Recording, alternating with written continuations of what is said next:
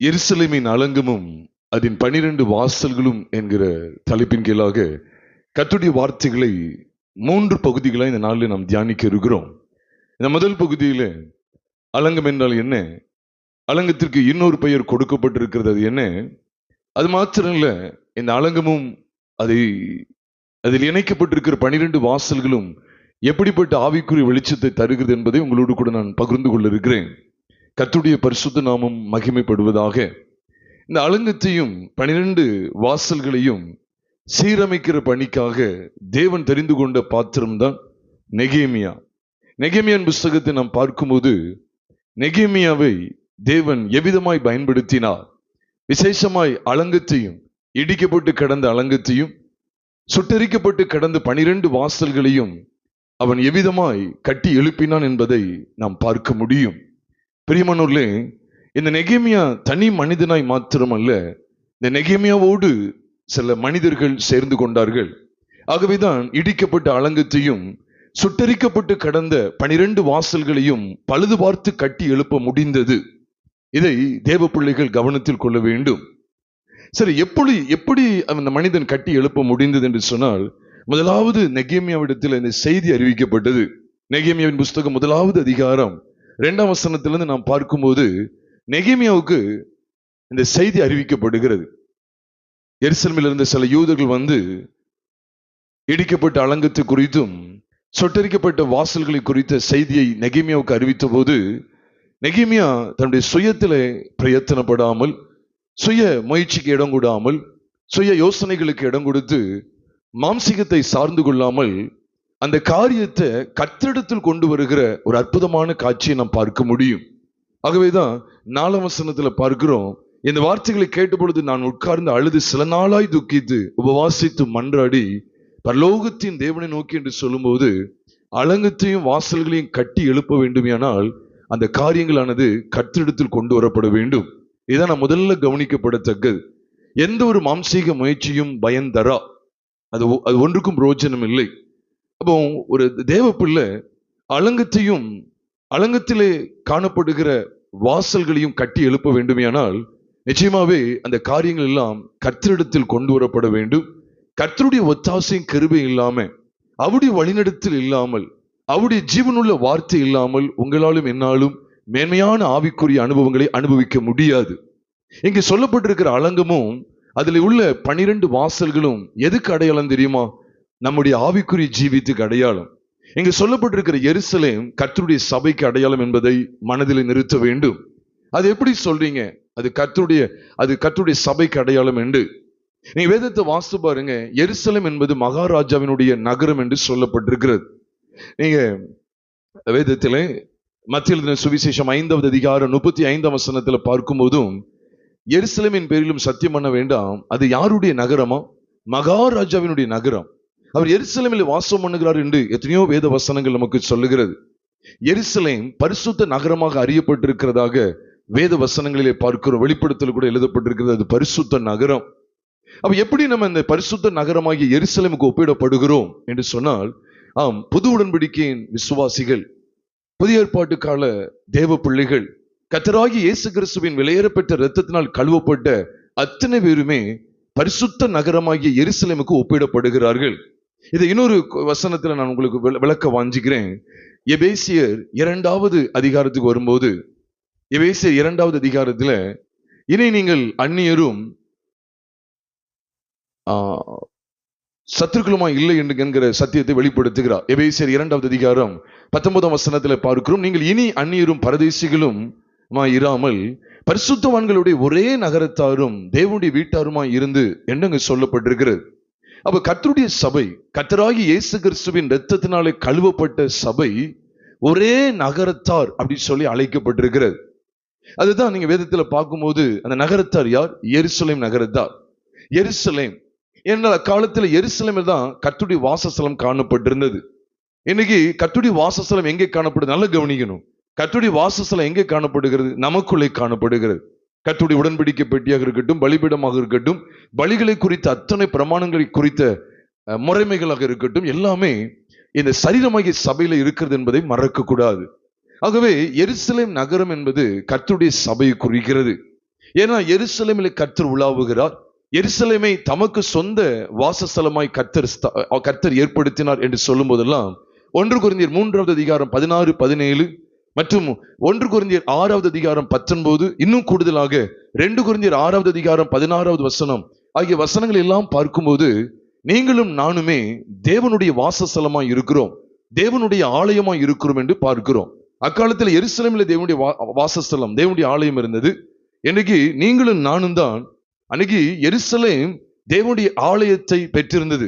இன்னைக்கு நீங்களும் நானும் தான் தேவனுடைய ஆலயமாய் இருக்கிறோம், தேவனுடைய ஆலயத்தை நமக்குள் பெற்றிருக்கிறோம், தேவனுடைய வாசஸ்தலத்தை நமக்குள் பெற்றிருக்கிறோம் என்கிற மகிமையான வெளிச்சத்திலே நீங்களும் நானும் காணப்பட வேண்டும். ஆக நெகேமியா மூலமா எழுப்பப்பட்ட அந்த எருசலேமின் அலங்கமும் அந்த எருசலேமின் 12 வாசல்களையும் நாம் படிக்கும்போது உண்மையாகவே எருசலேம் என்கிற கர்த்தருடைய சபை பெற்றிருக்க வேண்டிய மகா மேன்மையான ஆவிக்குரிய அனுபவங்களை குறித்து தான் கர்த்தர் பேசியிருக்கிறார். இதை எவ்விதமாய் நாம் அறிந்து கொள்ள வேண்டும் என்றால், முதலாவது அலங்கத்தை குறித்து நாம் படிக்க போகிறோம். இந்த அலங்கத்தை குறித்து படிக்கிறதுக்கு முன்பாக இந்த அலங்கத்தின் வாசல்களை ஏன் கர்த்தர் கட்டி எழுப்பணும் தெரியுமா? ஒரு பட்டணத்துக்கு மிக முக்கியமானது என்ன தெரியுமா? அலங்கம் தான். அலங்கம்னு என்ன தெரியுமா? மதில், சுவர். இன்னைக்கு 2 காரியங்களை தான் தியானிக்க இருக்கிறோம். ஒன்று அலங்கம், இன்னொன்று வாசல்கள். அவ்வளவுதான். இந்த 2 பதங்களை தான் நம்ம தியானிக்க இருக்கிறோம். ஆனா அலங்கம்னா என்ன, வாசல்கள் எப்படிப்பட்ட அடையாளத்தை நமக்கு வெளிப்படுத்துகிறது?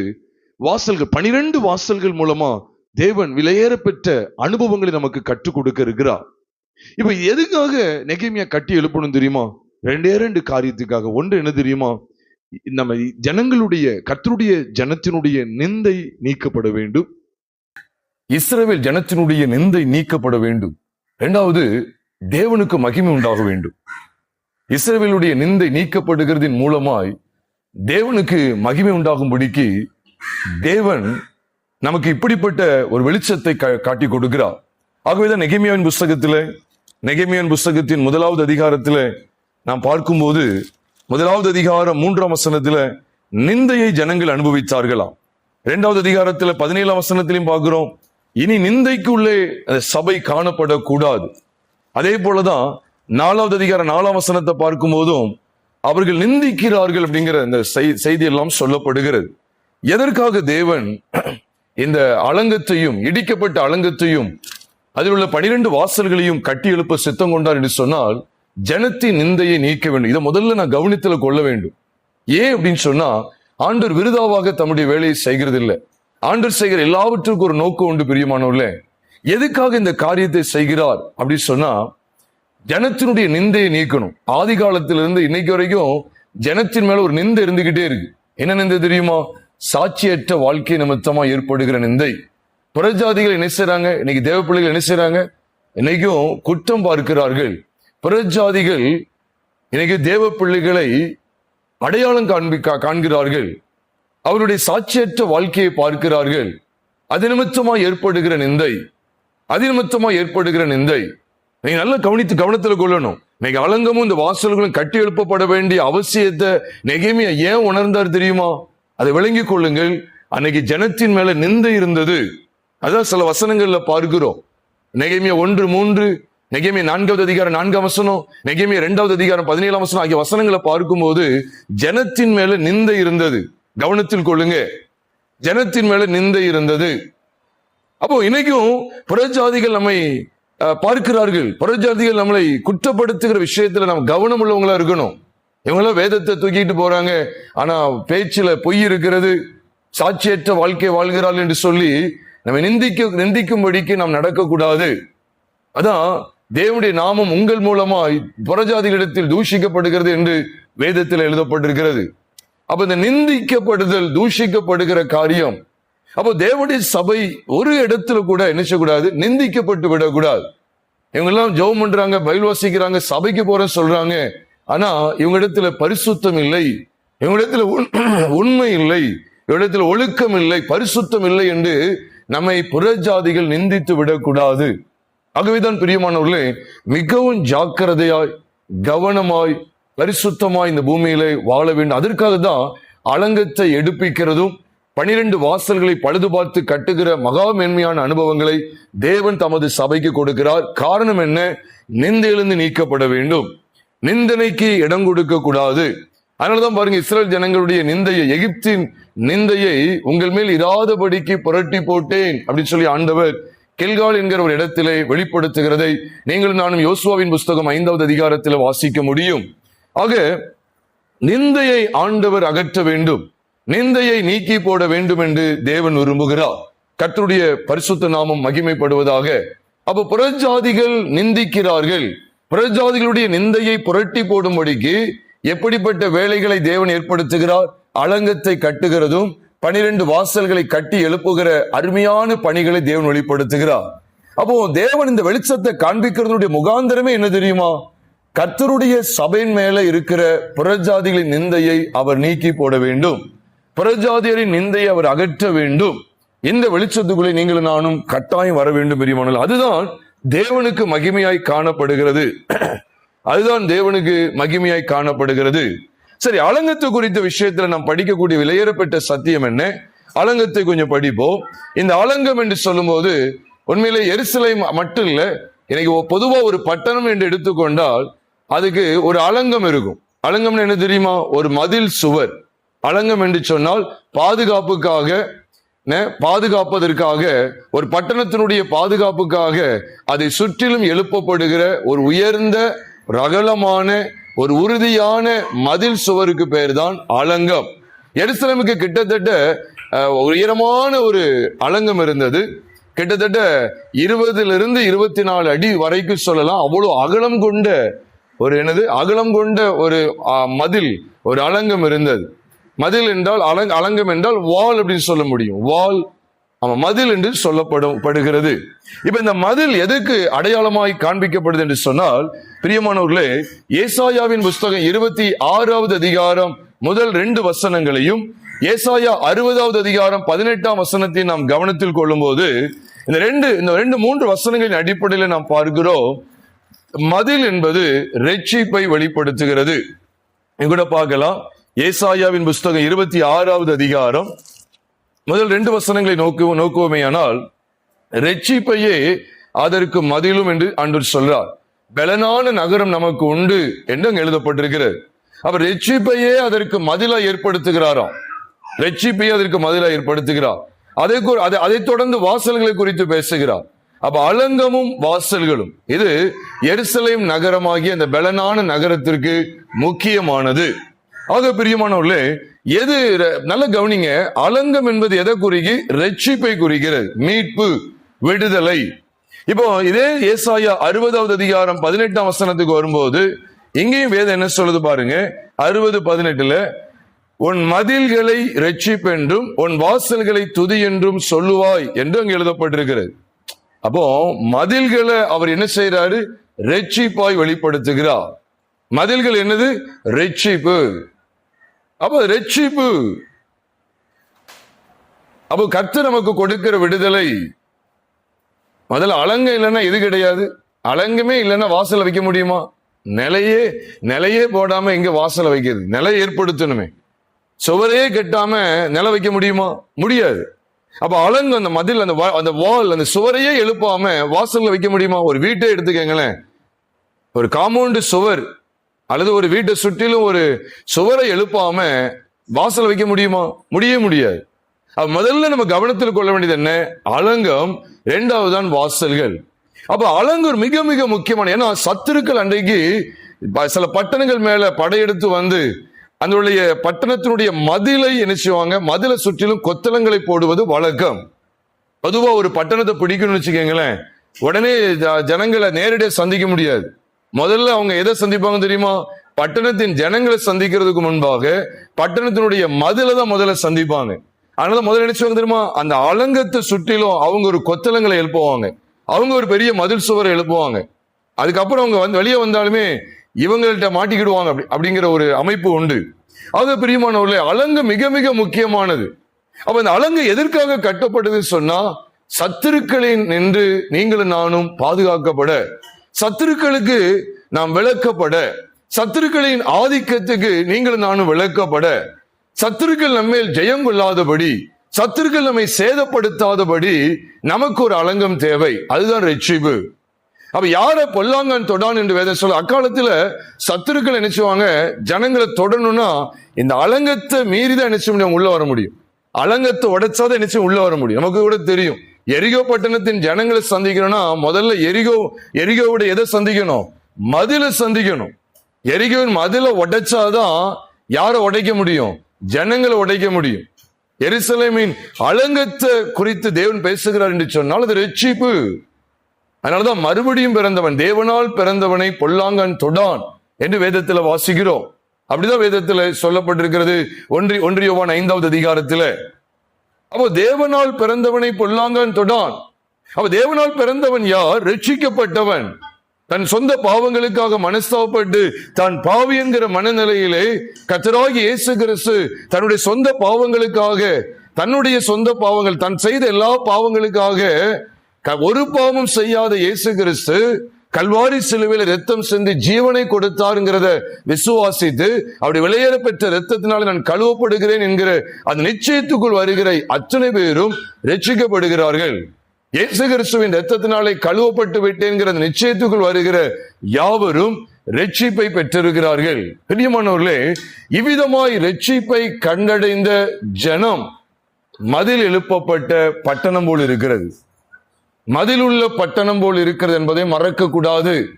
அதனாலதான் வேதம் அடையாளப்படுத்தது அந்த மதிலை ஆண்டவர் எதுக்கு ஒப்பிட்டு பேசுகிறார்? ரட்சிப்புக்கு அடையாளமாய் பேசுகிறார். அப்ப இயேசு கிறிஸ்து என்னுடைய எல்லா பாவங்களையும் மன்னித்தார். இயேசு கிறிஸ்து நான் செய்த எனக்குள் இருக்கிற எல்லா பாவங்களையும் அவர் சிலுவையிலே சுமந்து தீர்த்தார். கர்த்தராகிய இயேசு கிறிஸ்துவின் வெளியேற பெற்ற இரத்தத்தினாலே நான் மீட்கப்பட்டிருக்கிறேன். அவர் சிலுவையில் சிந்தின இரத்தத்தினாலே எனக்கு பாவ மன்னிப்பாகிய மீட்பு உண்டாயிருக்கிறது. இந்த மதிலுக்குள்ளே நீங்களும் நானும் காணப்பட வேண்டும். இதான் அது அறிய வேண்டிய முதலாவது பகுதி. ஏன் அலங்கம் கட்டி எழுப்பப்பட வேண்டும்? அங்கே புற ஜாதிகளுடைய நிந்தை காணப்படுகிறது. நெகேமியாவுக்குள்ள உண்டான ஒரு பெரிய தாக்கம் என்ன? நிந்தை அகற்றப்பட வேண்டும். அதை தொடர்ந்து தேவனுக்கு மகிமையா எருசலேம் நகரம் காணப்படும். ஆக நிந்தையை நீக்க வேண்டுமானால் அலங்கம் கட்டப்பட வேண்டும். தயவு நல்ல கவனிங்க. ஏன்னா இங்க இருக்கிற மாதிரி தான் இருப்போம், ஆனா சிந்தைகள்லாம் வேற மாதிரி இருக்கும். ஏதோ சத்தம் கொடுக்கிறார், சும்மா அப்படி காதுல கேட்போம் அப்படி நினைச்சாதீங்க, உங்களுக்கு ஆசீர்வாதமே இருக்காது. அலங்கத்தை நான் கவனிக்கணும். அலங்கம் இல்லைன்னா பட்டணத்துக்கு என்ன இல்லை? பாதுகாப்பு இல்லை. ரட்சிக்கப்படாத எந்த சகோதர சகோதரிக்கோ, ரட்சிக்கப்படாத எந்த மாந்தருக்கும் பாதுகாப்பு கிடையாது. பொல்லாங்கன் அவனை தொடதான் செய்வான். தேவனால் பிறந்தவனை பொல்லாங்கன் என்ன செய்யா தொட. ஏன்னா அங்க ஒரு மதில் எழுப்பப்பட்டிருக்கு, அங்க ஒரு ரட்சிப்பு இருக்கு. இன்னைக்கு அநேகர் சொல்றாங்க, நாங்கள் கிறிஸ்தவர்கள், நாங்கள் தேவ பிள்ளைகள், நாங்கள் ஆவிக்குரிய சபைக்கு போகிறவர்கள், நான் அபிஷேகம் பெற்றிருக்கிறேன், ஆவியிலே நிரம்புவேன், அந்நிய பாஷை பேசுவேன் என்று சொல்லி. பிரியமான நல்ல கவனிங்க, நீங்க அதெல்லாம் சொல்லிக்கிட்டு தன் சொந்த பாவங்களுக்காக மனஸ்தாபப்படாமல் கர்த்தராகிய இயேசு கிறிஸ்துவின் இரத்தத்தினால் கழுவப்படாத நிச்சயத்தோடு இருக்கிற எத்தனை பேர் உண்டு? இயேசு கிறிஸ்துவின் இரத்தத்தினால் கழுவப்பட்ட நிச்சயத்தை பெறாத எத்தனையோ பேர் இன்னும் சபைக்கு போய்கிட்டு இருக்கிறார்கள். ரட்சிப்பு இல்ல. பலனான நகரம் நமக்கு உண்டு என்று சொல்லுகிறார். ரட்சிப்பை அதற்கு மதிலாக ஏற்படுத்துகிறார். ரட்சிப்பு தான் அதற்கு மதில். அப்போ எருசலேம் ஆகிய உங்களையும் உங்களுக்குள்ள எனக்கும் பாதுகாப்பா இருக்கக்கூடிய காரியம் என்ன? ரட்சிப்பு. பாதுகாப்பா இருக்கிற அந்த அலங்கம் என்ன? ரட்சிப்பு. நான் அனுதினமும் ஒரு பட்டணத்துக்கு அனுதினமும் அலங்கம் தேவையா? இல்ல என்னைக்கா ஒரு நாள் அலங்கம் இருந்தா போதுமா? ஒரு பட்டணம் எடுத்து அதை சுற்றிலும் அலங்கம் இருந்துகிட்டே இருக்கும். அப்ப அனுதினமும் என் வாழ்க்கையில் இந்த அலங்கம் காணப்பட்டே ஆகணும். அனுதினமும் அந்த அலங்கம் இருக்கிறத நான் பார்க்கணும். அனுதினமும் எனக்குள்ள என்ன சிந்தை இருக்கணும்? இயேசுவின் பாவங்களை மன்னித்தா, என்னுடைய எல்லா அக்கிரமங்களையும் கல்வாரி சிலுவையிலே நிவர்த்தி ஆக்கினா, அவருடைய வெளியேற பெற்ற இரத்தத்தினாலே நான் கழுவப்பட்டு நீதிமானாக்கப்பட்டிருக்கிறேன். ரோமர் 5:9 சொல்லுகிறது, இப்படி நாம் அவருடைய இரத்தத்தினாலே நீதிமான்கள் ஆக்கப்பட்டிருக்க கோபாக்கினைக்கு நீங்களாக அவராலே நாம் ரட்சிக்கப்படுவது அதிக நிச்சயமாம். ஆம், தண்டனைக்கு தப்புவோ. இப்படி அது ஏன் அங்க எழுதப்பட்டிருக்கு? இப்படி நாம் அவருடைய இரத்தத்தினாலே நீதிமான்கள் ஆக்கப்பட்டிருக்க ஏன் சொல்லிக்கு? ஏன் இப்படின்னு போட்டிருக்கு? அதுக்கு முந்தின வசனத்தை பார்த்தா தெரியும் எப்படின்னு சொல்லி. நாம் பாவிகளா இருக்கையில் கிறிஸ்து நமக்காக மரித்ததினாலே தேவன் நம்மேல் வைத்த தமது அன்பை விளங்க பண்ணுகிறார். அப்ப அந்த வசனத்தை தொடர்ந்து சொல்லப்பட்டிருக்கு. அப்ப பாவிகளா இருக்கையில் கிறிஸ்துடைய மரணத்தை விசுவாசிக்கிறது மூலமாய் அவருடைய இரத்தத்தை பற்றுகிற விசுவாசத்தினாலே நீங்களும் நானும் நீதிமான்கள் ஆக்கப்படுகிறோம். அதுதான் ரட்சிப்பு. இந்த ரட்சிப்பு இல்லாம சும்மா எனக்கு பாட தெரியும் சொல்லி சபையில உட்கார்ந்து பாட்டு பாடிட்டு இருக்கிறாங்க. ஏமா ரட்சிக்கப்பட்டிருக்கிறீங்களா கேட்டா சொல்ல தெரியல. ஐயா ரட்சிக்கப்பட்டிருக்கீங்களா, தம்பி ரட்சிக்கப்பட்டிருக்கிறியா, அண்ணே நீங்க ரட்சிக்கப்பட்டிருக்கீங்களா அப்படின்னு கேட்டா சொல்ல தெரியல. இது எவ்வளவு பெரிய அவமானம் தெரியுமா? சபைக்கு போறது இது பெரிய காரியம் இல்லைங்க. கிறிஸ்தவ பாடல்களை பாடுறது பெரிய காரியம் கிடையாது. நீ ஊழியம் செய்யற போதக பிதாக்களிலே அநேகர் இன்னைக்கு ரட்சிப்பை பெறவில்லை. அதுதான் பெரிய அவமானத்துக்குரியது. ரொம்ப வேதனைக்குரியதா இருக்கு. தன் சொந்த பாவங்களுக்காக மனஸ்தாபப்படுகிற ஆட்கள் இல்லை. தன்னுடைய எல்லா பாவங்களும் கர்த்தராகிய இயேசு கிறிஸ்துவின் வெளியேறப்பட்ட இரத்தத்தினால் அவருடைய மரணத்தினாலும் அது நிவர்த்தியாக்கப்பட்டு விட்டதுங்கிற அந்த வெளிப்பாடு இல்லை. நான் சொல்றேன், அப்படிப்பட்ட வெளிச்சம், அப்படிப்பட்ட அனுபவம் இல்லாதவர்கள் மதில் இல்லாத பட்டணம் போல் இருக்கிறார்கள். மதிலுள்ள பட்டணம் எது? ரட்சிப்பை சுதந்தரித்தவர்கள். மதிலுள்ள பட்டணம் யார்? ரட்சிப்பை சுதந்தரித்தவர்கள்.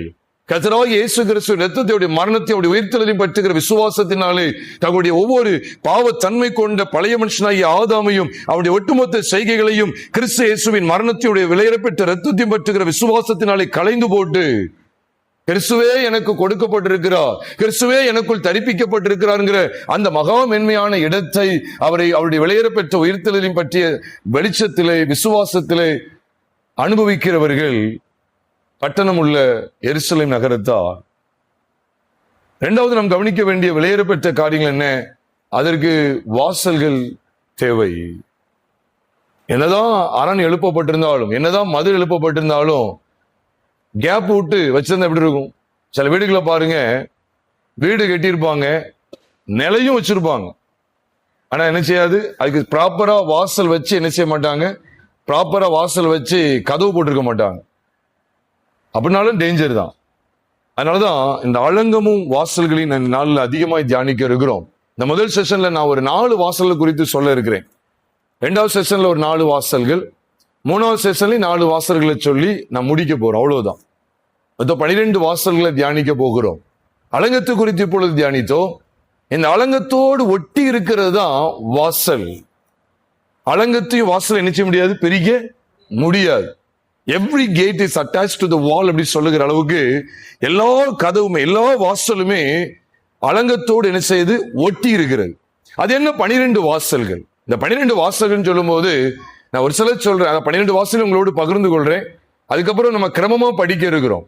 ஆட்டு வாசல், எப்ராஹிம் வாசல், மீன் வாசல், மிப்தாம் என்னும் வாசல், அது மாத்திரம் இல்ல பழைய வாசல், பள்ளத்தாக்கு வாசல், கிழக்கு வாசல், காவல் வீட்டு வாசல், குதிரை வாசல், குப்பைமேட்டு வாசல், இவ்விதமா வாசலை குறித்து பார்க்கிறோம். ஊருணி வாசல், தண்ணீர் வாசல் ஆக 12 வாசல்களை குறித்து வேதம் சொல்லுகிறது. இந்த 12 நம்ம தியானிக்க போகிறோம்.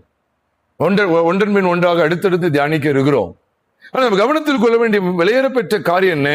அது எதுக்காக 12 வாசல் இருக்கு? எருசலேமை குறித்து தியானித்தோம், அது கர்த்தருடைய சபையை குறிக்கு. மதில் அந்த அலங்கத்தை குறித்தும் தியானித்தோம், அது ரட்சிப்பை குறிக்காம். கர்த்தருடைய பிள்ளைகள் பெற்றிருக்கிற ரட்சிப்பு, அவளை சூழ அந்த ரட்சிப்பு இருக்கிறது. நம்மை சுற்றிலும் கர்த்தராகிய இயேசு கிறிஸ்துவின் இரத்தத்தினால் மீட்கப்பட்ட அனுபவம் இருக்கிறது. நீதிமானாக்கப்பட்ட அந்த சுதந்திரம், நீதிமான்களுக்குரிய சுதந்திரம் இருக்கிறது. பாவியாய் இருந்த நீதிமான் ஆக்கப்பட்ட கர்த்தராகிய இயேசு கிறிஸ்துவின் இரத்தத்தை பற்றுகிற விசுவாசத்தினாலே அந்த அனுபவம் இருக்கிறது. ஆனா அந்த அனுபவத்துக்குள்ள மகா மேன்மையான இன்னொரு 12 அனுபவங்களை கொண்டு வருவார். 12 வாசல்கள் சொல்லும் போது வேதத்துல வாசித்து பாருங்க, கர்த்தராகிய இயேசு கிறிஸ்துவின் இரத்தத்தினால கழுவப்பட்ட சபையானது அப்போஸ்தலருடைய உபதேசத்தில் நிலைத்திருக்கும்படி தேவன் செய்தார். 12 வாசல்கள் 12 அப்போஸ்தலர் குறிக்கும். அது மாத்திரம் இல்ல, அது 12 வாசல்களுமே 12 ஆவிக்குரிய அனுபவங்களை காண்பிக்கிறது. அதைத்தான் நம்ம அதிகமா தியானிக்க போகிறோம்.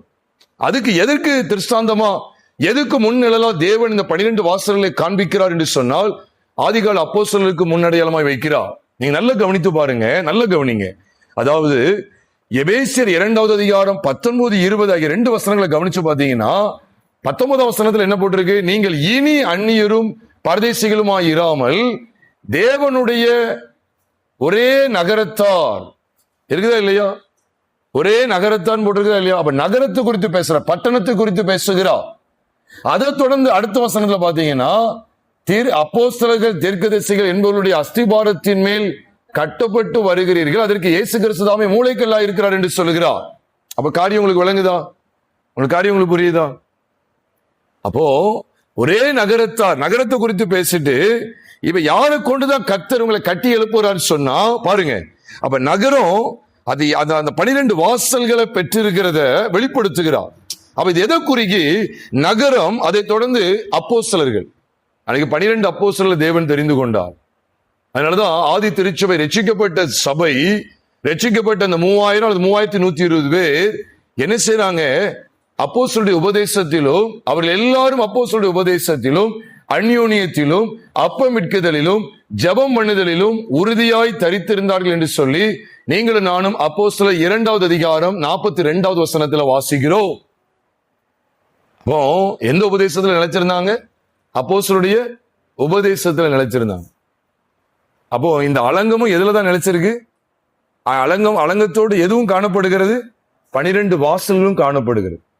அலங்கத்தையும் 12 வாசல்களையும் வெவ்வேறு இடத்துல பார்க்கல. அலங்கத்தையும் வாசல்களையும் எந்த இடத்துல தான் பார்க்கிறோம்? ஒரே இடத்துல தான் பார்க்கிறோம். கவனத்தில் கொள்ளுங்க, ஒரே இடத்துல கவனிக்கிறோம். இது எதை காண்பிக்கு? ரட்சிக்கப்பட்ட அனுபவத்துல அப்போஸ்தலருடைய உபதேசம் காணப்பட வேண்டும். ரட்சிக்கப்பட்டவர்களுக்குள்ளே எப்படி அந்த மதில்ல 12 வாசல் காணப்படுகிறதோ அதே போல ரட்சிக்கப்பட்ட தேவ பிள்ளைகளுக்குள்ள அப்போஸ்தலருடைய உபதேசம் நிலை பெற்றிருக்க வேண்டும். அப்போஸ்தலருடைய உபதேசங்கள் தான் இன்னைக்கு விலாவரியா தியானிக்க இருக்கிறோம். இந்த 12 வாசல்களை குறித்த மகா மேன்மையான சத்தியங்களை தியானிக்க இருக்கிறோம். அதுக்காக தான் ஆண்டவர் பேசிக் கொண்டு இருக்கிறார். அப்ப அந்த மதில்ல எத்தனை வாசல்கள் காணப்படுகிறது? மதிலை விட்டு தனியா காணப்படுதோ, மதிலோடு இணைந்து காணப்படுகிறதா? இணைந்து காணப்படுகிறது. இல்லைன்னா வாசல் நிக்க முடியாது. வாசல் அந்த இடத்துல வைக்க முடியாது. அந்த இடத்துல வைக்க முடியுமா? எந்த பிடிமானம் இல்லாத அந்த இடத்துல வைக்க முடியுமா? இல்ல, அது அலங்கத்தோடு ஒட்டி தான் வைக்க முடியும். அதுதான் அந்த இணைக்கப்பட்டிருக்கிறது. அது நல்லா நீங்க கவனிச்சு பாருங்க, அது இணைக்கப்பட்டிருக்கிறது. அப்ப நம்மையும் தேவன் எதில் இணைக்கிறார்? அழகாங்க சொல்லப்பட்டிருக்கு, இருதயத்தில் குத்தப்பட்டவர்கள் ரட்சிக்கப்படுகிறார்கள், ஞானஸ்நானமும் பெற்றுக் கொள்கிறார்கள். அதை தொடர்ந்து அப்போஸ்தலர் 2:42 சொல்லப்பட்டிருக்கு, அவர்கள் எல்லாரும், எவர்கள் எல்லாரும்? ரட்சிப்பையே மதிலாய் பெற்ற அத்தனை பேரும், எருசலேம் நகரம் என்கிற ஸ்தானத்துக்குள் வந்தவர்கள், தேவனுடைய சபையாய் காணப்படுகிறவர்கள், பாவத்துக்காக மனசாப்பட்டு ரட்சிப்பை அலங்கமாக தங்களுக்குள் பெற்றிருக்கிறவர்கள், இப்பொழுது அப்போஸ்தலருடைய உபதேசத்தினால் ஆட்கொள்ளப்படுகிறார்கள். அதாங்க சொல்லப்பட்டிருக்கு, அவர்கள் எல்லாரும் அப்போஸ்தலருடைய உபதேசத்திலும், அந்யோன்யத்திலும், அப்பமிட்குதலிலும், ஜெபம் பண்ணுதலிலும் எப்படி இருந்தாங்களா? உறுதியாய் தரித்திருந்தால் என்று வேதத்தில் வாசிக்கிறோம். ஆக பிரியமானவர்களே, இந்த ரட்சிப்பின் அனுபவத்தோடு அந்த 12 வாசலும் சொல்லும் போது அப்போஸ்தலர்களுக்கு ஆண்டவர் வெளிப்படுத்தின மகா மேன்மையான உபதேசங்கள்ல நீங்களும் நானும் கட்டி எழுப்பப்பட வேண்டும். அதனாலதான் இந்த அப்போஸ்தலரை தாண்டி வேற உபதேசத்தை உள்ள ஆண்டவர் என்ன செய்யல? கொண்டு வரல. 1ஆம் நூற்றாண்டுல எழுதப்பட்டதோடு முடிஞ்சது, அவ்வளவுதான். யோவான் காலத்தோடு முடியுது, அப்படித்தானே? அதுக்கப்புறம் ஆண்டவர் 2ஆம் நூற்றாண்டுல எழும்பின பரிசுத்தவான்களுடைய நிருபங்கள் சொல்லி ஏதாவது இணைச்சாரா? 3வது நூற்றாண்டுல எழும்பின பரிசுத்தவான்கள் எத்தனையோ பேர் இருந்தாங்க. உண்மைதான், உண்மையான சாட்சிகளை வாழ்ந்தாங்க. அப்போஸ்தலர் போல உண்மையா வாழ்ந்தவங்களும் இருக்காங்க. அவங்களுடைய கடிதம், அவங்களுடைய நிருபங்கள் சொல்லி அவங்களுக்கு தேவன் வெளிப்படுத்துன்னு சொல்லி எங்கேயாவது எழுதுனாங்களா? இல்ல. அப்போ 12 அப்போஸ்தலருடைய உபதேசங்கள் தான் இன்னைக்கும் சபையினுடைய வளர்ச்சிக்காக கொடுக்கப்படுகிறது. அதனால நீங்க உன்னிப்பா கவனிச்சு பாருங்க, வாசல்களை கட்டி எழுப்பும் போது பழுது பார்த்து கட்டினார்கள், பழுது பார்த்து கட்டினார்கள், பழுது பார்த்து கட்டினார்கள் சொல்லப்பட்டுக்கிட்டே இருக்கும். நான் ஒரு முறை பைபிள் உட்காந்து எழுதினேன். ஒரு முறை சில வருஷங்கள், சில அநேக வருஷங்கள் இருக்கும், உட்காந்து எழுதும் போது அப்படியே எழுதிட்டே வர்றேன். நெகேமியா 3வது அதிகாரத்துல முழுக்க வாசா கிட்டத்தட்ட 34 முறை பழுது பார்த்து கட்டினார்கள், பழுது பார்த்து கட்டினார்கள், பழுது பார்த்து கட்டினார்கள் வந்துகிட்டே இருக்கு. அவங்களுக்கு கவனத்தில் கொள்ளுங்க, பழுது பார்த்து கட்டுறது அனுபவம் வேணும். சும்மா கட்டினா அது இடிஞ்சிரும். ரொம்ப நாள் ஆச்சு ஒரு சுவரை கட்டி, அதுல திடீர்னு வாசலை வைப்பாங்க. யாராவது புது ஒரு கேட் தூக்கி வைப்பாங்களா? வைக்க மாட்டாங்க. ரொம்ப நாள் ஆச்சு, உடனே லெப்பம் பார்ப்பாங்க, அதை அடிச்சு பார்ப்பாங்க, தட்டி பார்ப்பாங்க. லேசா அப்படி டக்குன்னு தட்டினவனே கீரல் விழுதா? அது டக்குன்னு ஒரு சின்ன 2-3 தட்டுலயே லேசா தட்டும் போது டக்குன்னு அப்படி பொறிச்சு அப்படி லேசா பொறிஞ்சு அப்படி கீழே விழுந்துட்டா அதை அப்படி பார்ப்பாங்க. அதை பார்த்து, அதான் பழுது பார்த்து கட்டுகிறது. லேசா தட்டி பார்ப்பாங்க, அது ஒண்ணு அதனுடைய உறுதித்தன்மையை சோதித்து பார்த்து அதை தொடர்ந்துதான் எப்படி கட்டணும்னு சொல்லி பார்ப்பாங்க. அதே போலதான் நீங்க இந்த வாசல்ல கட்டி எழுப்புகிற பகுதியை நீங்க கவனிச்சு பாருங்க, எல்லாவற்றிலுமே போட்டிருக்கும் பழுது பார்த்து. கிட்டத்தட்ட நீங்க கவனிச்சு பாருங்க, பழுது பார்த்து கட்டினார்கள், பழுது பார்த்து கட்டினார்கள், பழுது பார்த்து கட்டினார்கள் என்று சொல்லப்பட்டுட்டே இருக்கும். பிரியமானவர்களே, இதெல்லாம் ஆவிக்குரிய அனுபவங்கள்.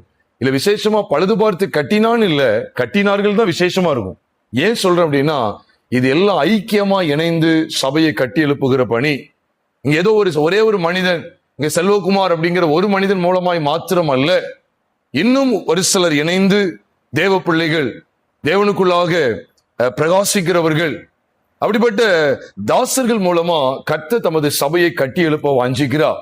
அதனால நீங்க அலங்கத்தை கட்டி எழுப்புற பணிகளில் சரி, அங்க வாசல்களை கட்டி எழுப்புகிற பணிகளில் சரி, நெகேமியாங்கிற ஒரே மனுஷனை மட்டும் நீங்க பார்க்க முடியாது.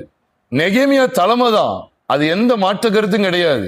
நெகேமியா தலைமையில இருக்கலாம், ஒரு பவுண்டரா இருக்கலாம், தலைமையா இருக்கலாம். ஆனா நெகேமியா மட்டும் செஞ்சான்னு பைபிள்ல போட்டிருக்கா? அப்படி இல்லவே இல்லை. நெகேமியாவோடு இணைந்த ஒரு பெருங்கூட்டம் சேர்ந்துதான் கட்டி எழுப்புது. அதை கவனத்தில் கொள்ள வேண்டும் பிரியமானவர்களே. சும்மா இஷ்டத்துக்கு நான் ஒரே மனிதன் தான் கட்டி எழுப்புவேன்னு சொன்னா அது கர்த்தருடைய சபை கிடையாது. எருசலேம் கர்த்தருடைய சபையை குறிக்கி, அவ சபைக்கு பாதுகாப்பா இருக்கக்கூடிய, அவ பாதுகாப்பா இருக்கும்படிக்கு சபையை கட்டி காப்பாற்ற வேண்டும். அதற்கு வேண்டிய சத்தியங்களை வெளிப்படுத்தணும், ரட்சிப்புக்கேற்ற வார்த்தைகளை, அலங்கத்தை கட்டி எழுப்புகிற பணியிலே கர்த்தர் தம்முடைய தாசர்களை பயன்படுத்துகிறார். நான் நட்டேன், அப்பொல்லோ நீர் பாய்ச்சினான், தேவனை விளையச் செய்தார். நானே ராஜா நானே மந்திரி என்று சொல்லி தனி மனிதன் இங்கு கொண்டு வரல. இது குறிப்பிடத்தக்கது, இது கவனிக்கப்படத்தக்கது. அப்ப நெகேமியா தலைமையா இருக்கலாம். அதான் நெகேமியா அவர் அழைப்பு கொடுப்பார். இதே நெகேமியா 2வது அதிகாரம் 18ஆம் வசனத்தின் பின்பகுதியை வாசித்து பாருங்க. எழுந்து கட்டுவோம் வாருங்கள் என்று சொல்லி ஜனங்களுடைய கைகளை திடப்படுத்துகிறார். எப்படி கட்டுவோம் வாருங்கள்? எழுந்து கட்டுவோம் வாருங்கள். எழுந்து கட்ட போகிறேன் பாருங்கள் அப்படின்னு சொல்லல. எப்படி? எழுந்து கட்ட போகிறேன் பாருங்கள் அப்படின்னு சொல்லல, எழுந்து கட்டுவோம் வாருங்கள் அப்படின்னு சொல்லி சொல்றார். அதனால அந்த நல்ல பணிக்கு தங்கள் கைகளை என்ன செஞ்சாங்களாம்? திடப்படுத்தினார்கள் என்று வேதம் சொல்லுது. அதனாலதான் கர்த்தருடைய சபை ஆதி காலத்திலிருந்து கவனிங்க, ஒரு நானே ராஜா நானே மந்திரின்னு சொல்லி பாஸ்டர் மட்டுமே, பாஸ்டருடைய பிள்ளைகள், பாஸ்டருடைய மருமகள்மார்கள், அவ்வளவுதான். அவங்களுக்கு தான் ஸ்டேஜ், வேற யாருக்கும் ஸ்டேஜ் கிடையாது. அப்படின்னு அந்த ஊழியம் அவுட்டுன்னு அர்த்தம். நீ பழைய ஏற்பாட்டு ஊழியத்திலே இருந்துக்க, அந்த ஆக்கினை தீர்ப்பு கொடுக்கிற மோசையின் ஊழியத்திலே இருந்துக்க. பொது உடன்படிக்கையின் ஊழியம் எப்படி இருக்கு? பவுல் நிருபங்க வாக்கியங்கள் என்ன சொல்றார்? நாங்கள் உங்களுக்கு புத்தி சொல்லி கொண்டு வந்ததை நினைத்து விழித்திருங்கள், நாங்கள் உங்களுக்கு போதித்தது போல நாங்கள் உங்களுக்கு பிரசங்கித்தோம், நாங்கள் உங்களுக்காக பிரயாசப்பட்டோம், நாங்கள் உங்களுக்காக நாங்கள் அப்புறம் எங்களுடைய பிரயாசத்தை கொடுத்தோம், எங்களுக்குள்ளாக இது காணப்பட்டது, நாங்கள் சந்தோஷப்பட்டோம், எங்களிடத்தில் உங்களை குறித்த சாட்சி வந்தது. ஒருமையில சொல்றாரா பன்மையில சொல்றாரா? ஒருமையில சொல்றாரா பன்மையில சொல்ற? கவனிக்கீங்களா? தயவுசெய்து கவனிங்க. கொஞ்சம் பேர் இருந்தாலும் தயவுசெய்து கவனிங்க. நம்ம இங்க இருக்கிற மாதிரி தான் இருக்கும், அப்புறம் எங்கேயோ போயிருவோம். அதான் சாத்தானுடைய டாக்டிக், அவனுடைய தந்திரம் அதுதான். இங்க இருக்கிற மாதிரியே வச்சுட்டு என்ன செய்வான்னா, சரி ஏதோ சத்தம் கேட்க, அவ்வளவுதான், அது மட்டும் தான் கேட்கும். என்ன சொல்லான்னு புரியாது. நான் இன்னைக்கு 10-15 காரியங்களை சொல்ல போறேன். 2 தானே, அலங்கம் வாசல், அவ்வளவு தானே. இந்த இருக்கு சுத்தி எழுப்பப்படுற அலங்கம், ஒரு வாசல் இருக்கு அங்க, அதே மாதிரி ஒரு 12 வாசலை தியானிக்க போறோம், அவ்வளவுதான். இது ஆவிக்குரிய வாழ்க்கையிலே மகா மேன்மையான அனுபவங்களை பெற்றிருக்கிற உன்னதமான ஜீவியத்தை குறிக்கும் பிரியமானவர்களே. அதனாலதான் அநேகர் சேர்ந்து கட்டினாங்க. இதையும் போதக பிதாக்கள் படிக்கதான் செய்யறாங்க பைபிள் காலேஜ்ல. ஆனா இத ஸ்பெசிபிக்கா காட்டி கொடுக்க மாட்டாங்க. இதுதான் வஞ்சகம், இதுதான் திருட்டுத்தனம், கள்ளத்தனம் சொல்லுவாங்களே, அதுதான் அது. நான் குற்றப்படுத்துற நினைக்காதீங்க பிரியமானவர்களே. இந்த காணொலியை கேட்கிறவங்களும் தயவு செய்து இதை குற்றப்படுத்துற நினைக்காதீங்க. நீங்க பைபிள் காலேஜ் என்னெல்லாமெல்லாம் படிச்சுட்டு வந்துருந்தீங்க. ஆனா படிச்சுட்டு வந்ததுக்கு அப்புறம் நானே ராஜா நானே மந்திரின்னு சொல்லி ஒரு தனி மனித ஆட்சியா சொத்தை காப்பாத்துற ஊழியமா நீங்க போயிருது. இப்ப யாராவது கேட்டாங்கன்னா அலங்கம் கட்டியாச்சு, வாசல்களையும் கட்டியாச்சு, நெகேமியா மட்டும்தான் வேலை செஞ்சு எல்லாத்தையும் முடிச்சாருன்னு யாராவது சொல்ல முடியுமா? ஆனா நெகேமியா தலைமை, அதை மறக்கவே கூடாது, மறுக்கவும் கூடாது. நெகேமியா தான் எழுப்புறாரு. கர்த்தர் நெகேமியா மூலமா தான் அநேகர் எழுப்புறாரு, உண்மை. ஆனா நெகேமியா தலைமையில அவருக்கு கீழாக அநேகர் பணிவிடை செய்து எழுப்பினார்கள். இந்த கணம் தேவன் இந்த கணத்தை நெகேமியாவுக்கு மட்டும் இல்ல, நெகேமியாவோடு சேர்ந்து பணி செய்து எல்லாருக்கும் கொடுக்கிறாரா இல்லையா? கட்டாயம். ஆனா இதுதான் சபை. அதனாலதான் பெரியமல்ல ஒரு மனித ஆட்சிங்கிறது பழைய உடன்படிக்கையில இருக்கு. மோசேங்கிற ஒரு மனுஷன் மட்டும் ஆட்சி செய்வாரு, யோசுவாங்கிற ஒரு மனிதன் மட்டும் ஆட்சி செய்வாரு, தாவீதுங்கிற ஒரு மனுஷன் மட்டும் ஆட்சி செய்வார். புதிய ஏற்பாடு அப்படி கிடையாது. பவுலே சொன்னார் 1 கொரிந்தியர் 3வது அதிகாரம் 10ஆம் வசனத்துல சொல்லும்போது சொல்றார், எனக்கு அளிக்கப்பட்ட தேவ கிருபையின்படி புத்தியுள்ள சிற்பாசாரியை போல அஸ்திபாரம் போட்டு வேறு ஒருவன் அதன் மேல் கட்டுகிறான். நானே அஸ்திபாரம் போட்டேன், நானே கட்டினேன், நானே பெயிண்ட் அடிச்சேன், நானே பால் காய்ச்சேன். அப்படி அல்ல. நான் என்ன சார் அஸ்திபாரம் போட்டு வேறு ஒருவன் அதன் மேல் கட்டுகிறான், அவனவன் என்ன விதமாய் கட்டுகிறான் என்று பார்க்க கடவன், சோதித்து பார்க்க கடவன். அப்ப அவனவன், அப்ப அதுதான் நமக்கு கவனத்தில் கொள்ள வேண்டியது இருக்கு. அப்ப இந்த அலங்கத்தையும் அதில் உள்ள 12 வாசல்களையும் கட்டி எழுப்புகிறதிலே தேவன் அநேகரை பயன்படுத்தினா. இதுல அருமையான வெளிச்சத்தை கண்டுகொள்ளுங்க. நம்ம வஞ்சிக்கப்பட மாட்டோம். எந்த இடத்துல நாங்க மட்டும் தான் அப்போஸ்தலர்கள், நாங்க மட்டும் தான் கட்டுவோம், அப்படி இல்லவே இல்லை. சரீரத்தின் அவயவங்கள் அத்தனையும் வேலை செய்யணும்னு சொல்லி பைபிள்ல போட்டிருக்கு. ரோமர் 12வது அதிகாரமாக இருக்கட்டும், 1 கொரிந்தியர் 12வது அதிகாரமாக இருக்கட்டும், சரீரம் ஒன்று, அதற்கு அவயவங்கள் அநேகம், எல்லாவற்றுக்கும் ஒவ்வொரு தொழில் இருக்கிறது.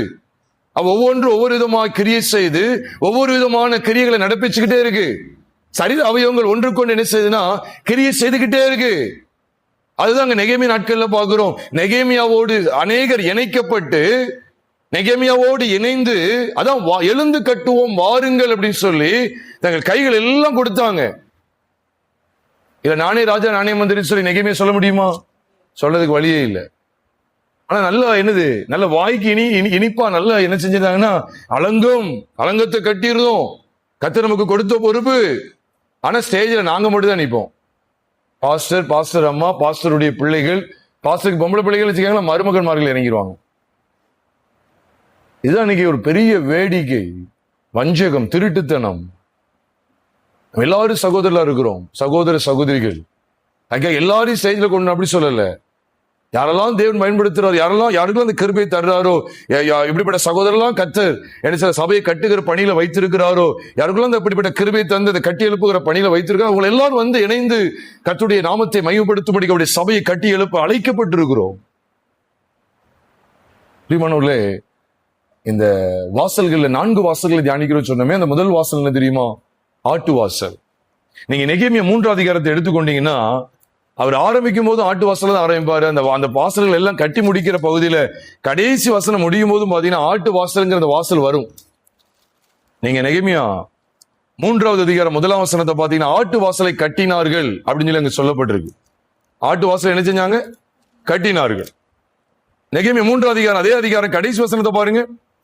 கோடியின் மேல் வீட்டுக்கும் ஆட்டு வாசலுக்கும் நடுவே இருக்கிறதை தட்டாரும் மளிகைக்காரரும் பழுது பார்த்து கட்டினார்கள். பிரதான ஆசாரியர், காவலாளர், மளிகைக்காரர், தச்சர், கொல்லர் அப்படி சொல்லி அநேகரை கொண்டு கர்த்தர் என்ன செய்கிறார்? கட்டி எழுப்புகிறார். பிரியமானவர்களே, எங்க பாருங்க, இந்த அதிகாரம் ஆரம்பிக்கும் போது ஆட்டு வாசல் ஆரம்பிக்கிறாரு. அதிகாரம் முடிவுலையும் எதை தான் மென்ஷன் பண்றாரு? ஆட்டு வாசலை குறிப்பிடுறாரு. அப்ப இது எதை குறிக்கும் அப்படின்னு சொன்னா, ஆட்டு வாசல் சொன்னாலே கிறிஸ்துவின் சிலுவையை குறிக்கும், கிறிஸ்துவின் சிலுவை மரணத்தை குறிக்கும்.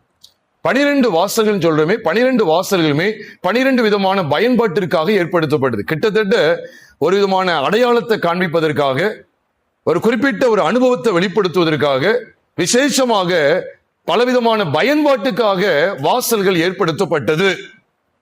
அப்ப ஆட்டு வாசல் சொல்லும் போது, ஆட்டு வாசல் எதுக்கு பக்கத்துல இருக்கும் தெரியுமா? கிட்டத்தட்ட அந்த வாசல் வழியா வந்தோம்னா ஆலயத்துக்குள்ள வந்துடலாம்.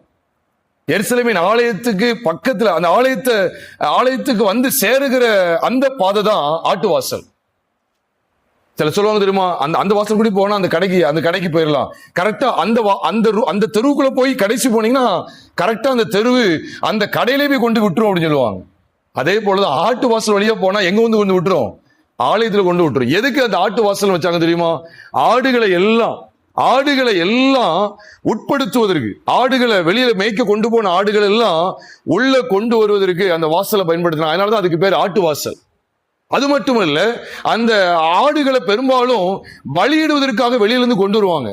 எந்த வாசல் வழி தான் வரணும் தெரியுமா? மற்ற வாசல் வழி வரக்கூடாது. குப்பைமேட்டு வாசலோ, குதிரை வாசலோ, காவல் வாசலோ, மற்ற வாசலுக்குள்ள வரக்கூடாது. எந்த வாசல் வழியா தான் வரணும் தெரியுமா? ஆட்டு வாசல் வழியாக தான் வரணும். எதுக்கு அந்த ஆட்டு வாசல் எதுக்கு அந்த இடத்துல வச்சாங்க? ஆலயத்துக்கு போற வச்சாங்க. அதுக்காக தான் அந்த ஆட்டு வாசல். எதுக்குன்னா பலியை செலுத்துவதற்கு, கொண்டு வருவதற்கு ஈஸியா இருக்கும். தேவாலயத்துல வந்து பலிகளை செலுத்துவதற்கு அந்த ஆட்டு வாசலை பயன்படுத்தினாங்க. அதுக்கு அது எளிமையா இருக்கும். அதுக்காக தான் அந்த ஆட்டு வாசலை பயன்படுத்த. நல்ல கவனிங்க. அப்ப கிறிஸ்து நமக்காக பலியானா. இந்த ஆட்டு வாசல் எதை வெளிப்படுத்துன்னு சொன்னா கிறிஸ்துவை குறிக்கும். ஏனென்றால் உலகத்தின் பாவத்தை சுமந்து தீர்க்கிற தேவ ஆட்டுக்குட்டி என்று சொல்லி யோவான் 1வது அதிகாரம் 29ஆம் வசனத்துல வாசிக்கிறோம். யோவான் 10வது அதிகாரம் 9வது வசனம் 11வது வசனம் ஆகிய 2 வசனங்களை வாசிக்கும் போது, நானே வாசல், ஒருவன் என் வழியை உட்பிரவேசித்தால் அவன் ரட்சிக்கப்படுவான், அவன் உள்ளும் புறமும் சென்று மேய்ச்சலை கண்டடைவான் சொல்றார். அப்ப என்ன அர்த்தம்? ஆட்டினுடைய வாசல் வழியா உள்ள போகும்போதுதான் அந்த மகா பரிசுத்த ஸ்தலம், தேவனுடைய வாசஸ்தலத்தை கண்டடைய முடியும். இது உண்மை. இது எதை காண்பிக்கு? கர்த்தராகிய இயேசு கிறிஸ்துவின் வாசல், அவருடைய விலையேறப்பட்ட இரத்தத்தினாலே கழுவப்பட்ட சபை தொடர்ந்து அவருடைய சமூகத்திலே இளைப்பாரி கொண்டிருக்கும். அதனால ஆட்டு வாசல் வழியா உள்ள வந்தனா எதில் வந்துடலாம்? ஆலயத்துக்குள்ள வந்துடலாம், வாசஸ்தலத்துக்குள்ள வந்துடலாம். அப்ப தேவன் எப்படி வச்சிருக்காரு பாத்தீங்களா? அப்ப ஆட்டு வாசல் அப்படின்னு என்ன அர்த்தம்? ஆட்டு வாசல் மூலமாய் என்னுடைய எல்லா பாவங்களை நிவர்த்தி செய்கிற கிருபாதார பலி தேவ ஆட்டுக்குட்டியானவர் யார்? கர்த்தராகிய இயேசு கிறிஸ்து. அப்ப அவரை பற்றுகிற விசுவாசத்தினாலே, இரத்தத்தை பற்றுகிற விசுவாசத்தினாலே ஆட்டுக்குட்டியானவர் எனக்காக பலியானாருங்கிற அந்த விசுவாசத்தினாலே நான் ரட்சிக்கப்பட்டு தொடர்ந்து எந்த அனுபவத்துக்குள்ள வரணும்? சபை கூடி வருதல். நல்லா கவனிங்க, சபை கூடி வருதல். நீங்க மேப்ல கூட பார்க்கலாம். ஆட்டு வாசல் வழியா உள்ள வந்தீங்கன்னா ஆலயத்துக்குள்ள வந்துடலாம், ஆலயத்துக்கு பிடிச்சிடலாம். அப்ப தேவன் என்ன வச்சிருக்காரு தெரியுதா? நீ சும்மா ஆலயத்துக்கு போறாங்க. என் மாப்பிள்ள வந்து இப்போ இது சினிமாவா பார்ப்பார், இப்போ உங்க நிகழ்ச்சியை தான் பார்ப்பார், அப்படி சொல்றது ரட்சிப்பு கிடையாது. எது ரட்சிப்பு அப்படின்னு சொன்னா, இயேசு கிறிஸ்து தேவ ஆட்டுக்குட்டியானவர் எனக்காக பலியானா. அப்ப அவருடைய விலையேறப்பட்ட இரத்தத்தையும் மரணத்தையும் பற்றுகிற விசுவாசத்துல அந்த வாசல்களை பிரவேசித்து எதை கண்டடையணும்? சபை கூடி வருதலை கண்டடையணும். சபை கூடி வருதல் அதுக்காக அங்க பிரத்யேகமா காண்பிக்கப்பட்டிருக்கு. அப்ப நாட்டு வாசல் யாரை குறிக்கு? கர்த்தராகிய இயேசு கிறிஸ்து. அதுக்கு ஏன் அந்த நெகேமியா 3வது அதிகாரம் 1 வசனமும் நெகேமியா 3வது அதிகாரம் கடைசி வசனம் 32 வசனத்தையும் பார்க்கும்போது ஆட்டு வாசல் மென்ஷன் பண்ணப்படுகிறது, ஆட்டு வாசல் குறிப்பிடப்படுகிறது. ஏன் கேட்டீங்கன்னா அறிந்துக்கங்க, பலியில் ஆரம்பித்து பலியிலே தான் முடியுது. நான் சொல்ற கிறிஸ்தவ வாழ்க்கையினுடைய அத்தனை அனுபவங்களுமே இந்த பலிக்குள்ளதான் இருக்கு, ஆட்டு வாசலுக்குள்ளதான் வச்சிருக்காரு. இப்ப 12 வாசல்களை எழுதி முன்னாலையும் ஒரு பிராக்கெட் பின்னாலையும் ஒரு பிராக்கெட் போட்டா முடிச்சிருவோம், அப்படித்தானே? ஒரு பிராக்கெட் போட்டோன்னா ஆரம்பிக்கிறோம், கடைசியில பிராக்கெட் போட்டா என்ன செய்யறோம்? முடிக்கிறோம். நானே ஆதியும் அந்தவுமாய் இருக்கிறேன். முதலும் முடிவும் அவருதான். விசுவாசத்தை துவக்கிறவரும் முடிக்கிறவரும் அவருதான். அப்ப நம்முடைய கிறிஸ்தவ ஜீவியத்தை கட்டி எழுப்புகிற பணியில தேவன் காண்பிக்கிற அந்த முதல் பகுதி என்ன? ஆட்டு வாசல். கடைசியில முடிக்கும் போதுமே அந்த ஆட்டு வாசலை மென்ஷன் பண்ற. அப்ப அர்த்தம் என்ன? கிறிஸ்துவின் பலியில தான் உங்களுடைய வாழ்க்கையும் என்னுடைய வாழ்க்கையும் துவங்குகிறது. முடிவு வரைக்கும் அந்த பலிக்குள்ளதான் என்னுடைய வாழ்க்கையை நிச்சயம் போகிறது, முடிய போகிறது. துவக்கமும் முடிவும் ஆட்டு வாசல் தான். அதுக்காக கடைசியில் ஆட்டு வாசல கட்டாங்கன்னு பைபிள்ல போடல, மென்ஷன் பண்ணப்பட்டிருக்கு, குறிப்பிடப்பட்டிருக்கிறது. எதற்காக? அதை கவனிங்க. எதற்காக? இன்னைக்கு பலியே கிடையாது, செய்தியில பலியை பற்றிய வார்த்தைகளே கிடையாது. கார் தருவார், வீடு தருவார், ஏசி தருவார், நகை தருவார், இடம் தருவார், அப்புறம் நரகத்தையும் தருவார்னு சேர்த்துக்கிடலாம். எல்லாம் உலகத்தை சம்பரமா அனுபவிக்கணும். பலியை குறித்த செய்தி இல்லை, செலவில் அறையப்பட்ட கிறிஸ்துவ குறித்த செய்தி இல்லை. எல்லாம் ஒரே செய்தி என்ன? உனக்கு அது கிடைக்கும், இது கிடைக்கும், கார் கிடைக்கும், வீடு கிடைக்கும், இதே செய்தி தான், வேற எந்த செய்தியுமே கிடையாது. இப்படிப்பட்ட ஒரு அவலட்சணமான நிலைமை கிறிஸ்தவத்தில் இருக்கு, கிறிஸ்தவ வட்டாரத்தில் இருக்கு. தெய்வ பிள்ளைகள் வெளிப்புள்ளவர்களாய் காணப்பட வேண்டும். அதனால நீங்க ஆட்டு வாசலை கவனிச்சீங்கன்னா, பெதஸ்தா குளம் ஆட்டு வாசல் அருகேதான் இருந்துச்சு. வேதத்துல யோவான் சுவிசேஷம் 5வது அதிகாரம் முதல் 2 வசனங்களை வாசிக்கும் போது பெதஸ்தாங்கிற ஒரு மண்டபம் இருக்கு. அது எந்த வாசல் பக்கத்துல இருந்துச்சா? ஆட்டு வாசல் அருகே இருந்துதான். நான் சொல்ல எந்த மனிதனும் காப்பாற்ற முடியாது, ஏன் நியாயப்பிரமாணமும் காப்பாற்ற முடியாது. அங்க 5 மண்டபம் இருக்கு. என்ன எடுத்த இது ஒரு பெரிய செய்தியாயிரு. சுருக்கமா சொல்றேன், நல்லா கவனிங்க. அங்க பெதஸ்தாங்கிற குளம் இருந்துச்சுன்னு போட்டு பாத்தீங்களா? அதுக்கு எத்தனை மண்டபமா? 5 மண்டபங்கள் உண்டா. அது 5 மண்டபங்களுக்குள்ளதான் ஊனமுற்றவங்க எல்லாரும் இருக்காங்க. பாத்துக்கங்க, நான் எதுக்கு சொல்ல வரேன்னா, குருடங்க, செவிடங்க, பலவீனம் உள்ள எல்லாரும் அவங்க அங்கதான் இருக்காங்க. அது எதை காண்பிக்குன்னா, இந்த 5ங்கிறது 5 ஆகமங்களை குறிக்கக்கூடியது. அக்காலத்தினுடைய நிலவரம் என்ன தெரியுமா? 5ங்கிறது 5 ஆகமங்களை குறிக்கக்கூடிய, அதான் நியாயப்பிரமாண காலம். அவன் நியாயப்பிரமாணம் யாரெல்லாம் தனக்குள்ள உள்ளடக்கி வச்சிருந்தது தெரியுமா? பலவீனம் உள்ளவங்களை, மனுஷங்களை மட்டும்தான் வச்சிருந்தது. அதனாலதான் பைபிள்ல எபிரேயர்ல வாசிக்கும் போது எப்படிப்பட்டவர்களை நியாயப்பிரமாணம் ஆசாரிகளை ஏற்படுத்துகிறதா? பலவீனம் உள்ள மனுஷர்களை ஆசாரிகளை ஏற்படுத்துகிறதா. அப்போ இந்த 5 மண்டபங்கள் யாரை உள்ளடக்கி வச்சிருக்கு தெரியுமா? எல்லா பலவீனம் உள்ளவர்கள் எல்லாத்தையும் என்ன செஞ்சிருக்கு? உள்ளடக்கி வச்சிருக்கு. இதை கவனிங்க. அதனால அதுக்கு பேர் பெதஸ்தா. அந்த பெதஸ்தாக்கு 5 மண்டபம், அந்த 5 மண்டபம் அவங்களதான் உள்ளடக்கி வச்சிருக்கு. அதனாலதான் மாம்ச சம்பந்தமான கட்டளையாகிய நியாயப்பிரமாணம் என்று சொல்லப்பட்டிருக்கு. அது மட்டுமல்ல, ரோமர் 8வது அதிகாரம் 3ஆம் வசனத்தை பாத்தீங்கன்னா வேதம் சொல்லுது, அது எப்படி எனில், மாம்சத்தினாலே பலவீனமாயிருந்த நியாயப்பிரமாணம் செய்யக்கூடாததை தேவனே செய்யும்படிக்கு என்று எழுதுகிறார். தேவனே செய்யும்படிக்கு தம்முடைய குமாரனை பாவ மாம்சத்தின் சாயலாகவும் பாவத்தை போக்கும் வழியாகவும் அனுப்பி மாம்சத்திலே பாவத்தை ஆக்கினைக்குள்ளாக தீர்த்தார் என்று எழுதுகிறார். அவ மாம்சத்தினாலே பலவீனமாயிருந்த நியாயப்பிரமாணம். அப்ப நியாயப்பிரமாணம் எங்க பலவீனத்தை குறிக்கி. அப்ப 5 மண்டபங்களை பார்க்கும்போது என்ன வெளிப்பாட தருகிறாரு? நியாயப்பிரமாணங்கிற கோட்பாடுல உள்ள கிடக்காங்க. அந்த கோட்பாடு என்ன? ஊனமுள்ளவங்க பலவீனம் உள்ளவங்க எல்லாம் அதுக்குள்ள அடைச்சு வச்சிருவாங்க. அதுக்குள்ள உட்கார்ந்து இருக்கிறவன், படுத்து கிடக்கிறவன், தவண்டு வர்றவன், நொண்டி நடக்கிற எல்லாம் அந்த மண்டபத்துக்குள்ளதான் நீங்க பார்க்க முடியும். பலன் அடைஞ்சவங்க யாரும் அந்த மண்டபத்தில் எழுதி கிடையாது, இருக்கவே மாட்டாங்க. அப்ப எதை குறிக்கி? நியாயப்பிரமாணத்துக்கு உட்பட்டு தான் கிடக்கும். 38 வருஷமும் வியாதிப்பட்டு கிடக்கான். நான் சொல்றேன், நம்மளை எதுவுமே விடுதலையாக்கும் தெரியுமா? அங்க ஆட்டு வாசலின் அருகேன்னு போட்டு பாத்தீங்களா? அதுக்குள்ளே பிரவேசித்த கிறிஸ்து தான் உங்களுடைய என்னுடைய ஒட்டுமொத்த பாவங்களை சுமந்து தீர்க்கும்படிக்கு கல்வாரி சிலுவையில் ரத்தம் சிந்தி ஜீவனை கொடுத்தாரு. அந்த தேவ ஆட்டுக்குட்டியானவர் தான் உங்களை என்னையும் விடுவிக்க முடியும். எழுந்து உன் படிக்க எடுத்துக்கொண்டு நடன்னு சொல்ற. விடுதலை, ரட்சிப்பு. ஆட்டு வாசல் எதை குறிக்க? ரட்சிப்பு. கிறிஸ்து சாந்தமுள்ளவரா இந்த பூமியில வெளிப்பட்டா. சாதுவான ஆட்டுக்குட்டியை போல சத்தமிடாது இருக்கிற ஆட்டுக்குட்டியை போல தமது வாயை திறவாது இருந்தா. வேதத்துல வாசிக்கிறோமே, ஏசாயா 53வது அதிகாரத்துல விதமான ஆட்டுக்குட்டியானவ உங்களுக்காக எனக்காக ரத்த சிந்தி மரித்தார். விசேஷமா கவனிக்க வேண்டியது என்னன்னா, ஆட்டு வாசலுக்குள்ள வந்துதான் எது கிட்ட போயிடலாம்? ஆலயத்துக்கிட்ட போயிடலாம். அதுக்காக தான் ஆலயத்துக்கிட்ட வர்றதுக்காக தான் அந்த வாசல் அங்க வச்சாங்க. ஏன்னா பலி செலுத்தப்படுறதுக்கு ஆலயத்துக்குள்ள வரணும். அப்ப எதுக்காக தெரியுமா? உங்களுக்காக எனக்காக தேவன் பலியானதனுடைய உண்மையான நோக்கம் என்ன தெரியுமா? நீங்க ரட்சிக்கப்படுவதற்காக மட்டும் கிடையாது, ரட்சிப்பை கடந்து வரும்போது சபை கூடி வருதல் என்கிற வெளியேற பெற்ற அனுபவத்தை வச்சிருக்கிறார். அதான் சபை கூடி வருதல் அலட்சியம் பண்ணக்கூடாது. எபிரேயர் 10வது அதிகாரம் 25 சொல்றாரு, சிலர் சபை கூடி வருதலை விட்டு விடுகிறது போல நாமும் விட்டுவிடக்கூடாது. உண்மையிலே ஆட்டுக்குட்டியானவர் ரத்தத்தில் கழுவப்பட்ட அத்தனை பேரும் சபை கூடி வருதலே உறுதியாய் தரித்திருக்கணும். சபை கூடி வருதல் அலட்சியம் பண்ணக்கூடாது. 2வது நாம் பார்க்கிறோம், மீன் வாசலை கட்டினார்களாம். மீன் வாசலை கட்டினார்கள். அதே அதிகாரம் 3ஆம் வசனத்தை கவனிப்பீர்கள் என்றால், நெகேமியா 3வது அதிகாரம் 3ஆம் வசனத்திலே பார்க்கிறோம், மீன் வாசலை கட்டினார்கள். பொதுவா அந்த மீன் அப்படின்னு சொன்னா, மீன் நகரத்துக்கு மீன் கொண்டு வர்ற ஒரு வாசல் தான் மீன் வாசல். மற்ற இடத்துக்கு மற்ற வாசலை போட்டு குழப்ப மாட்டாங்க. குழப்பம்னா மற்ற வாசலையும் மீன் வாசல் அடிச்சுக்கிட்டே இருக்கும். மீன் வாசல் எதை குறிக்குன்னா, நகரத்துக்கு மீனை கொண்டு போவாங்க, மீனை கொண்டு வர்ற ஒரு வாசல். இந்த மீன் பிடிக்கிற ஒரு அனுபவங்கிறது ஆத்தும ஆதாயத்தை குறிக்கும். நான் சொல்றேன், ஆட்டு வாசலுக்குள்ளே பிரவேசித்தவர்கள் கட்டாயமா சொல்றேன், ஆத்துமாக்களை ஆதாயம் பண்ண வேண்டும். நிறைய பேர் பாருங்க, ரட்சிக்கப்பட்டு சொல்லி அப்படியே உட்கார்ந்துருவாங்க. சில சபைகளை பாருங்க, நம்ம அங்கங்க போய் சுவிசேஷம் சொல்லக்கூடாதான். பாருங்க, சாட்சி உள்ள வாழ்க்கை மூலமா ஆதாயப்படுத்தணுமா? நான் கேட்கிறேன், ஆதி அப்போஸ்தலர்கள் அப்படி ரட்சிக்கப்பட்ட ஒரே இடத்துல உட்கார்ந்து இருந்தாங்கன்னா அப்படிப்பட்ட தரமான சபைகள் எழுப்ப முடியுமா? பவுல் பிரயாணப்படுறார், கண்கள் திறக்கப்பட்ட பவுல், கண்கள் திறக்கப்பட்ட தர்சு பட்டணத்தானாகிய சவுல் கர்த்தருக்காக பிரயாசப்படுறார். இக்கோனியாவுக்கு போறார், லீஸ்தராவுக்கு போறார், எபேசு பட்டணத்துக்கு போறார், பிலிப்பு பட்டணத்துக்கு போறார், தெசலோனிக்கே பட்டணத்துக்கு போறார், பெரோயா பட்டணத்துக்கு போகிறார்.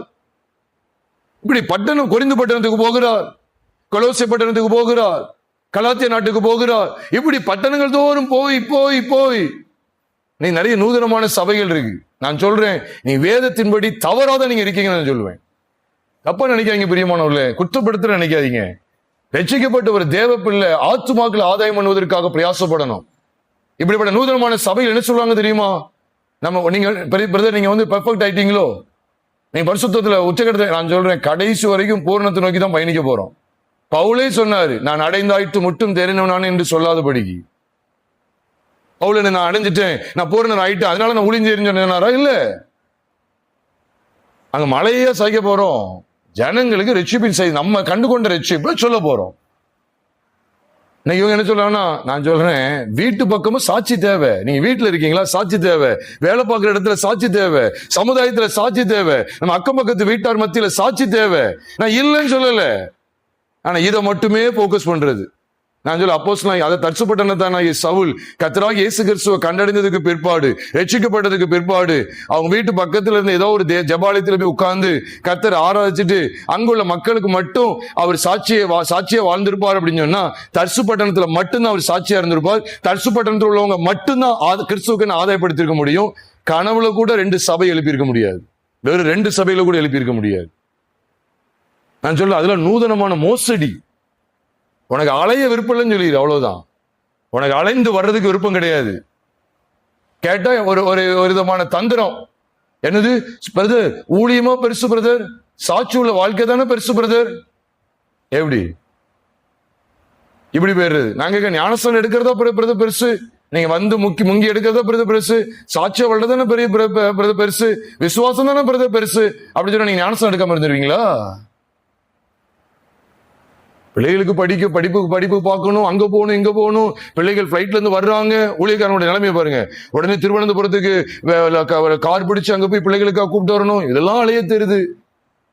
பிள்ளைகளுக்கு கல்யாணம், அப்ப சென்னையில மாப்பிள்ளையும் அங்க போகணும் இங்க போகணும், எல்லாம் தெரியுது. இந்த நூதனமான சபைகளுக்கு கிறிஸ்துவ சுவிசேஷம் சொல்றதுக்கு போக கிடையாது.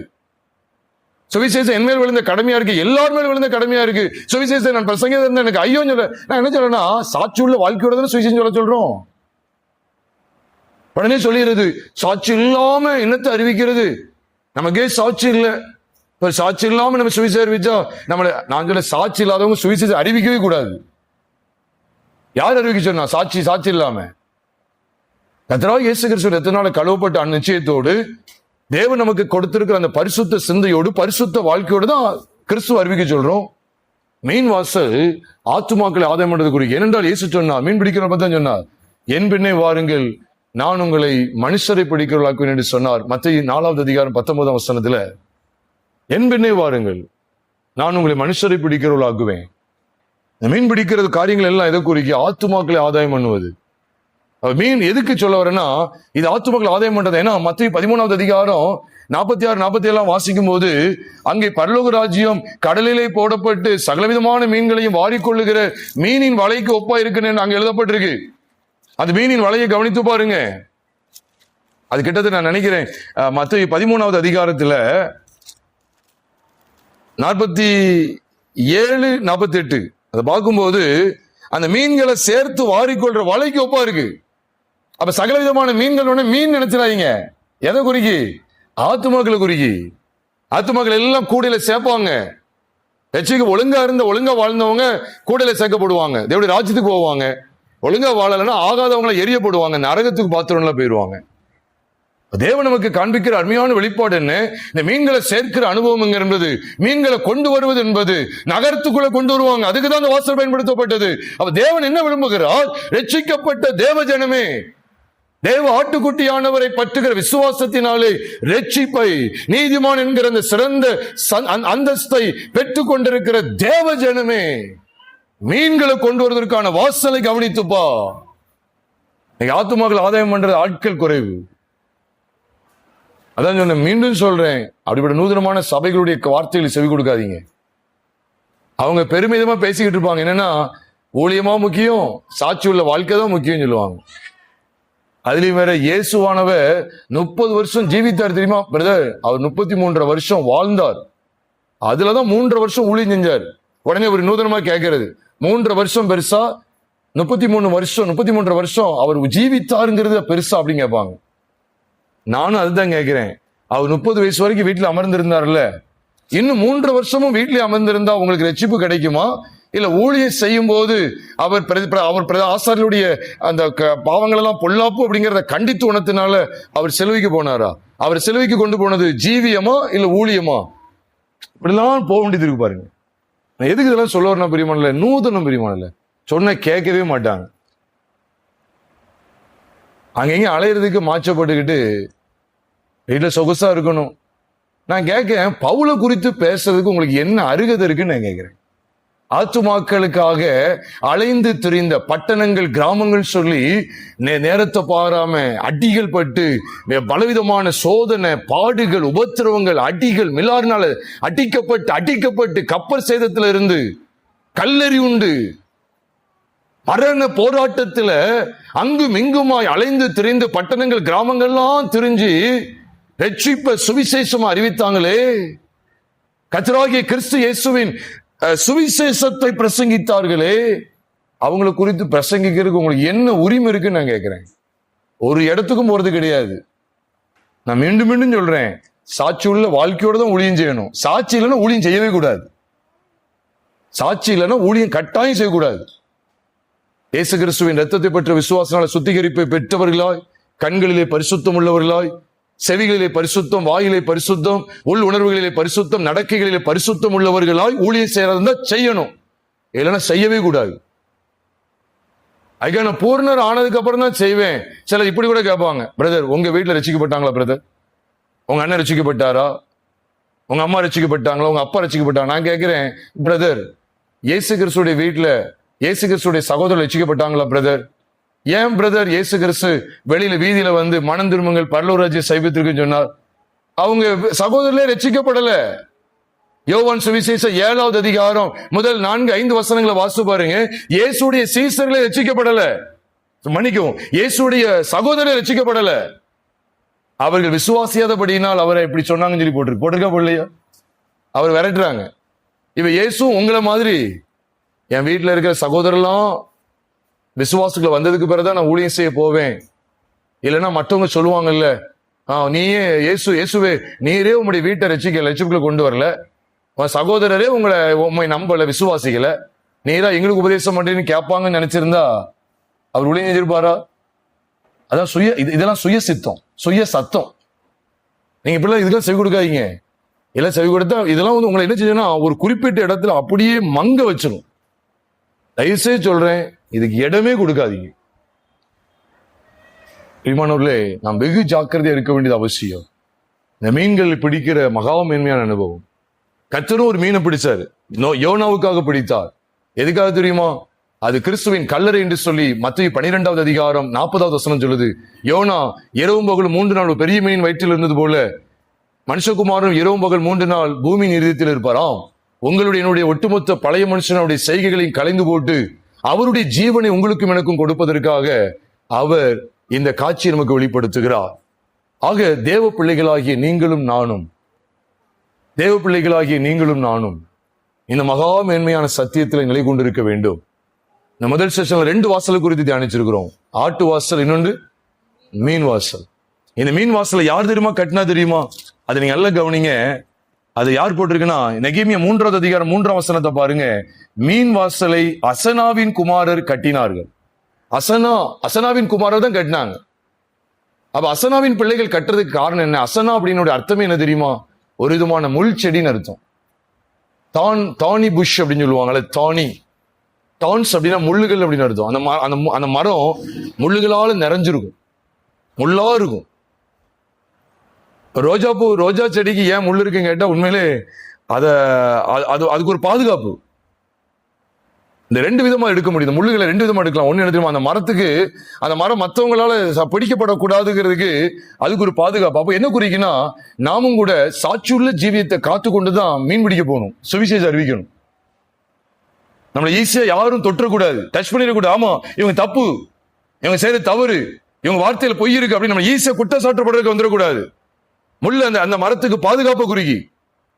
அப்ப நாமும் இந்த வேத வசனங்களினாலே காக்கப்பட்ட ஒரு அனுபவத்தோடு தான் ஆத்துமாக்கள் ஆதாயம் செய்ய போகணும். இன்னொரு அர்த்தம் என்ன தெரியுமா? அந்த முள் எதை குறி தெரியுமா? பாடுகளை குறிக்கி. இந்த முள்ளான அனுபவத்தினாலதான் இந்த மீன் வாசலை கட்ட முடியும். பாடுகளின் வழியாக தான். வீட்டுல சொகுசா இருந்தா அந்த மீன் வாசலை கட்ட முடியாது. ஆட்டு வாசலை தியானித்து அதை தொடர்ந்து மீன் வாசலை ஏன் வெளிப்படுத்தப்படுது? இந்த அசனாவின் குமாரர் அதை கட்டினாங்க. அசனா முள்ளு, அசனானாலே முள் மரம், அது ஒரு முள் செடியை குறிக்கி. பாடுகள் இல்லாம அத பவுல் சொன்னார், எனக்கு ஒரு முள் கொடுக்கப்பட்டிருக்கு சொன்னாரா இல்லையா? என் சரீரத்தில் ஒரு முள் கொடுக்கப்பட்டிருக்கு. அது என்ன? பாடு, உபத்திரவம். நானும் சில இதில் சொல்லி சொல்றதே கிடையாது. சில மனிதர்கள் அப்படிதான், சில பரிசுத்தவான்கள் சொல்ல மாட்டாங்க, கடந்து வர பாடுகள் உபத்திரவங்களை சொல்ல மாட்டாங்க.